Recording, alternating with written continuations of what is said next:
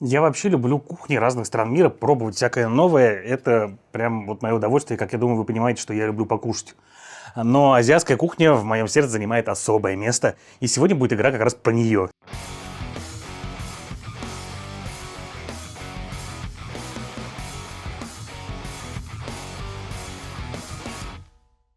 Итак, всем привет, с вами Юра, вы смотрите Geek Media. На столе у меня Steam Up, или на пару, как она будет называться на русском языке. Это игра, в которой вы в качестве волшебных животных отправляетесь в сказочный ресторан в горах далекой страны волшебной, где будете пробовать самые лучшие димсамы, которые готовят в мире. Димсамы — это такие маленькие блюда, которые готовятся на пару и подаются в Китае, например, на завтрак, и иногда в полдень, и их едят обычно с чаем. Это такие семейные церемонии, друзьями, с членами своих семей, где вы наслаждаетесь разными вкусными маленькими блюдами. Их подают на маленьких тарелочках или в пароварках специальных.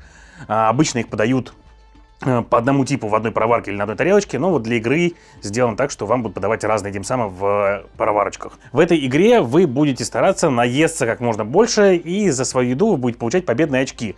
В игре 12 животных, которых вы можете выбрать. Прям разные. Это различные зодиакальные животные. Все они с уникальными свойствами и с уникальными треками подсчета победных очков. То есть каждый из них будет зарабатывать очки немножко по-разному, в зависимости от тех димсамов, которые он будет кушать, и будет пользоваться своими специальными способностями. Кроме того, здесь в игре есть две специальные колоды карт. Колода судьбы. Она будет открываться каждый раунд для того, чтобы немножечко изменить правила игры или дать какие-то бонусы игрокам, а может быть даже отобрать у них что-то. И колоды удачи. Это карты, которые дают вам специальные возможности, в том числе повторить действия. В каждый ход игрок будет делать два действия и после этого передавать ход другому игроку. А вот эта штука, она, кстати, крутится, как в классических китайских ресторанах, чтобы вы могли подвинуть блюдо к себе, которое вам удобнее. И брать вы сможете только то блюдо, то есть только ту пароварочку, которая стоит в вашей зоне пиршества в данный момент. Давайте потихонечку разбираться, как играть в на пару.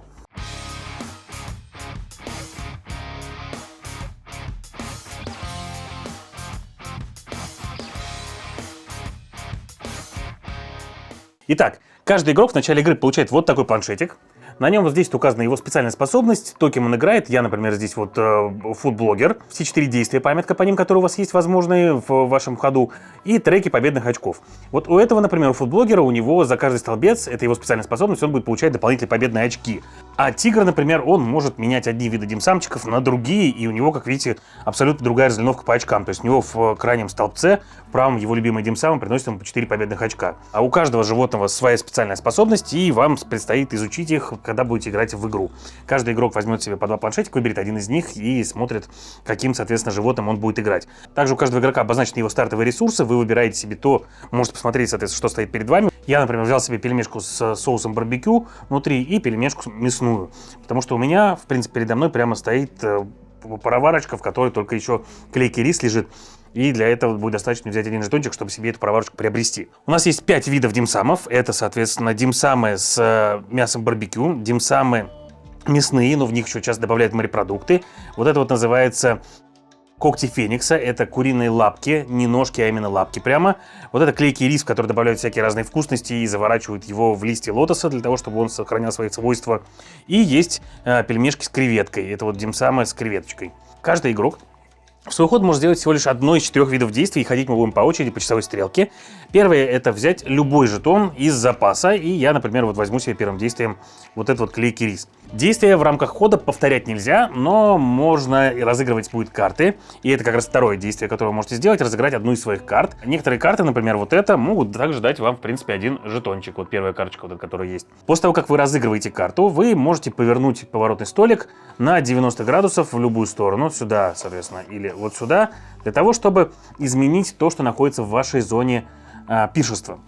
У каждого игрока своя зона пиршества, она разделена такими вот линиями. Эти колечки, они двухсторонние, их два в игре, они показывают вам разные зоны на разное количество игроков. Вот, в частности, у нас раскладка лежит на троих, и у меня вот здесь 3 точки, они показывают, что, соответственно, у нас на 3 игроков, у кого какая будет зона раскладки. Иногда у вас будет в вашей зоне 2 столбца пароварок, а иногда будет 3 столбца пароварок. Третий вариант действия, который вы можете сделать, это взять карточку и также, если вы хотите, повернуть столик. Четвертый вариант действия – это взять две карточки, сбросить их и взять вместо них один из ресурсов. Для чего это нужно? Вы фактически никогда в свой ход не можете взять два ресурса сразу, и для этого вам нужно что-то будет сделать. То есть, например, либо разыграть карточку, которая дает вам эти ресурсы, либо сбросить вот две карты и взять ресурс для того, чтобы накапливать их больше. И финальное действие, которое вы можете сделать, это купить пароварку из своей зоны пиршества. Будут некоторые карты, которые позволяют вам покупать из другой зоны пиршества, которые будут позволять вам, например, взять одну пароварочку, переставить ее к себе вот сюда вот, и, соответственно, вторым действием ее купить и так далее. А чтобы купить пароварку, вам нужно потратить жетоны с теми димсамами, которые лежат в ней. Вот в частности, у меня вот здесь лежит пельмешка с мясом, пельмешка с морепродуктами, с креветкой и клейкий рис. Я трачу все эти 3 жетона, возвращаю их в запас и своим вторым действием покупаю себе эту пароварочку. Кладу ее себе сюда. После этого я выкладываю все эти димсамы себе в самые левые ячейки своего планшета. И получаю столько очков, сколько под ним было написано. Сразу двигаю свою свинюшку на 3 очка. Я сделал 2 действия, ход передается игроку слева по часовой стрелке, они также будут что-то делать, крутить, вертеть, разыгрывать различные карты для того, чтобы себе сделать удобнее и набрать себе эти ресурсы. Вот эти пароварочки, они важны, мы их не сбрасываем, мы их вставляем, они, кстати, смотрите, какие симпатичные, даже сделаны прозрачными, как настоящие. Иногда некоторые карты, например, будут отсылаться к вам к пароваркам. То есть будут, например, карты, которые говорят, что, например, там, получи себе ресурс и получи еще что-то, если у тебя пароварок меньше, чем у оппонента справа, например. Этих карт огромное количество в игре, они дают абсолютно разные варианты действий, разные результаты, дают победные очки. Некоторые из них будут выкладываться на стол и говорить вам о том, что в них есть какое-то условие. Если вы выполнили, получите что-то. То есть, например, может быть такое, что положили карточку, и в следующий раз, когда вы приобретаете пароварку, получаете дополнительное победное очко. Или, например, выложили карточку, и следующий столбец, который вы заполнили, принесет вам дополнительные победные очки. Играть можно от того, что, соответственно, у вас есть на планшете, или от ситуации на столе. То есть, конечно, любой димсам будет приносить вам победные очки, но сколько вы их получите, зависит от, конечно, ваших действий. В игре невысокое негативное взаимодействие между игроками. То есть у вас не так много карт, которые могут сделать что-то плохое вашим оппонентам, а максимум, что вы можете им испортить, так это, если, например, я вижу, что вот у тигра есть жетон пельмешки барбекю и пельмешки с креветкой, я могу взять и своим действием, разыграв когда карту, выполнить ее действие, получить себе какие-то бонусы, увести у него ее из его зоны, и вот он уже до нее не достает. То есть ему придется потратить действие какое-то для того, чтобы разыграть карточку, повернуть столик, или, например, взять карточку, повернуть столик, и вторым действием он сможет только уже купить, то есть хотя бы без ресурса дополнительного он уже в этот ход останется. То есть это игра такого семейного уровня, где вы спокойненько набираете себе ресурсики для того, чтобы купить что-то с игрового стола. Но при этом это игра гонка, потому что каждый раз, когда кто-то приобретает пароварку, вот этот счетчик снижается на 1. И как только он дойдет до нуля, игра доигрывается раунд до конца, и игра будет закончена. Также игра заканчивается, если у вас закончились все эти карты. То есть максимум вы отыграете 18 раундов, потому что в начале игры выкладывается 18 карт.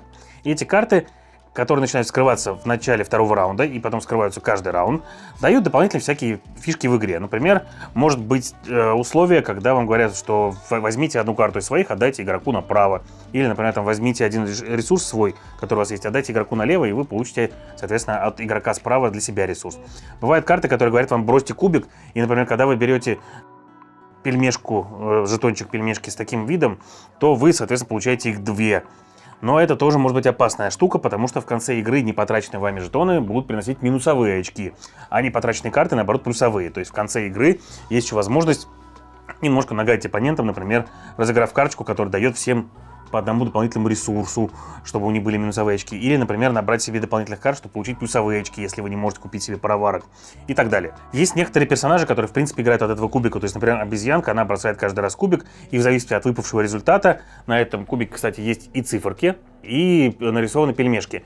И здесь очень много в игре уважения к азиатской культуре. То есть, например, на том же самом кубике нет четверочки. То есть есть единичка, двойка, тройка, пятерка и шестерка, а четверочки нет. Потому что четверка считается символом несчастья в азиатской культуре. Также приятно написаны правила, в них всякие разные есть элементы описания про то, как едятся димсамы, про то, что палочками нельзя их тыкать сверху, потому что это тоже плохо и ведет к несчастьям и так далее. Короче, правила тоже почитать достаточно интересно в рамках культурных вставок, которые в них есть.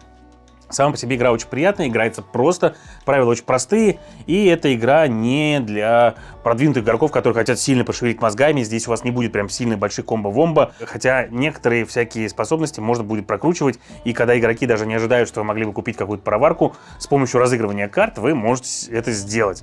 подкрутить себе игровое поле, куда вам нужно, получить дополнительный ресурс карточки, потом, соответственно, действием купить пароварку. То есть в этих картах достаточно много неожиданностей. Так что если вы хотите себе приятную семейную игру с хорошими компонентами, а в английской версии как минимум есть еще и такие тактильные резиненькие димсамы, которые очень приятно жамкать в руках и выкладывать потом сюда, они объемные.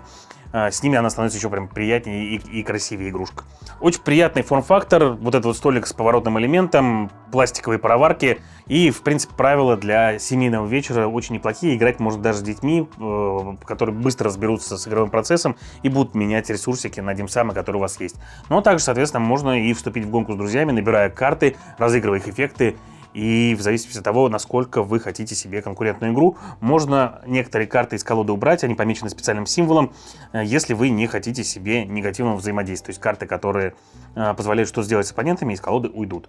Так что приятная семеечка. Если вы искали что-то на азиатскую тематику, на тематику кухни или игру, которая понравится там вашим родителям и вашим детям одновременно, то на пару вам вполне подойдет. И это все на сегодня. С вами был Юра, вы смотрели Geek Media. Всем пока.